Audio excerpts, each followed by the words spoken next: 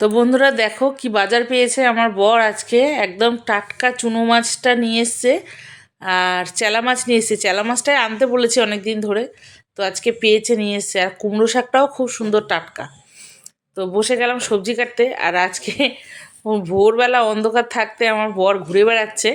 মানে মেয়ের তো গলায় ব্যথা ছিল, গলায় ব্যথা টনসিলের জন্য জ্বরটা বারবার আসছিল, ওটা কমছে না বলে।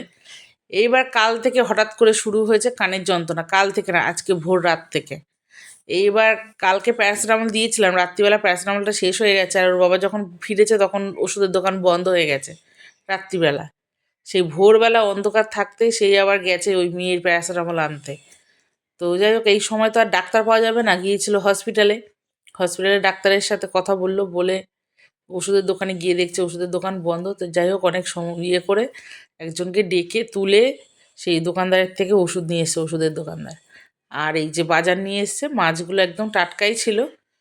তো মানে বলতে আর ভাল লাগে না, মেয়েটা এত ভোগে না এই, মানে কি করে যে কাজ করি আর কি করে সামলাই আমি জানি। অর্ধেক দিন স্কুল বন্ধ হয়ে যায় এই জন্য। আর স্কুলে পাখা চলে, গরমটাও পড়েছে একটু একটু, আর সব বাচ্চারা তো নিতে পারে না।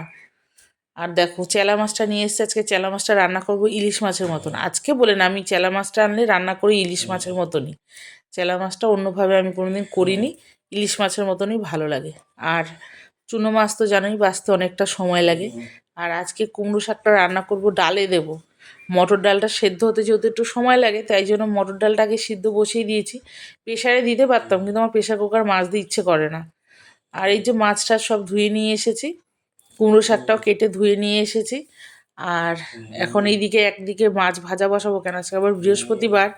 মেয়েটাও বায়না করে, মেয়েটা ঘুমিয়ে পড়েছে ওষুধ খেয়ে।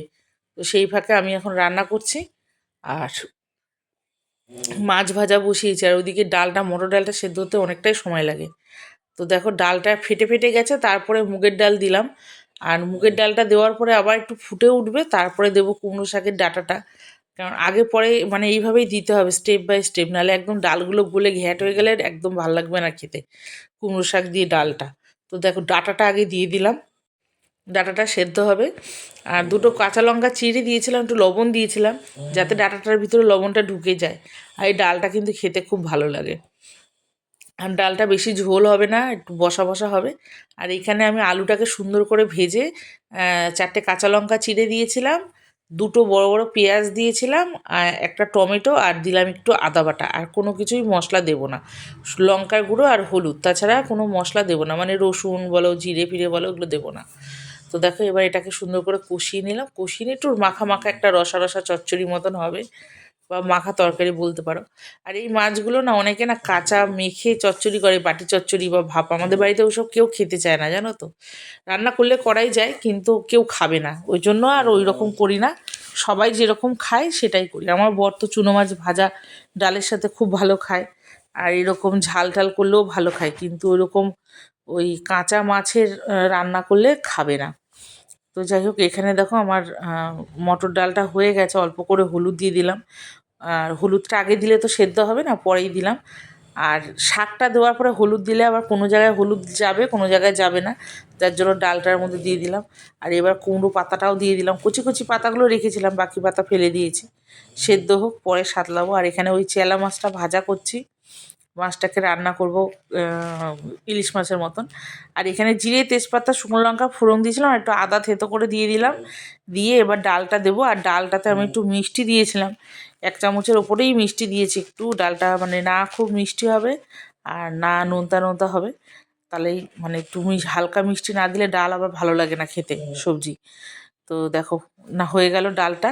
আর এখানে আমি এই মাছটা রান্না করেছিলাম, আহ, কালো জিরেটা দিইনি আমি, অল্প জলের মধ্যে জল দিয়ে দিয়েছিলাম মাছ ভাজার তেলে। জলটা ফুটতেই কাঁচা লঙ্কাটা দিলাম, মাছটা দিলাম, ফুটলো, তার মধ্যে সর্ষে বাটাটা দিলাম, আর নামানোর আগে ধনে পাতাটা দিলাম। আর সর্ষেটা তো দিয়ে বেশি ফোটানো যায় না। আর দেখো রান্নাগুলো আমার কমপ্লিট হয়ে গেছে, কেমন লাগলো অবশ্যই একটু কমেন্টে জানিও। আর হুড়োহুড়ির মধ্যেই রান্নাগুলো করেছি আমি।